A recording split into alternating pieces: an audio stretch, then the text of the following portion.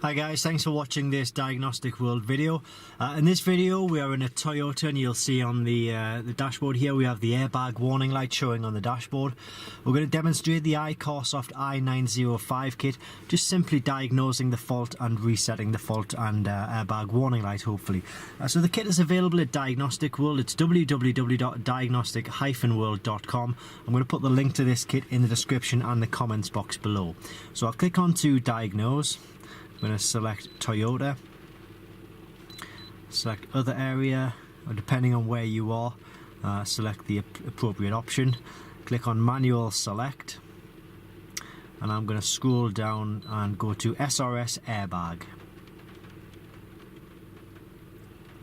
I'm going to click into read fault data, and we've got B1821, one of two, and it's the same again, B1821, open inside squib right hand circuit.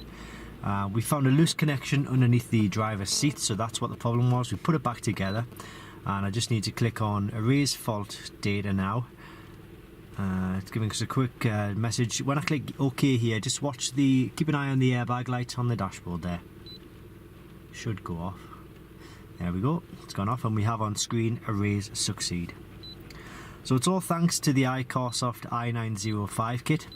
It's a great little kit, and it works on all systems like engines, airbags, ABS, transmission, you name it. It's available at Diagnostic World. It's www.diagnostic-world.com. As I say, I'll put the link in the comments and the description below. Thanks for watching, and I hope this helps.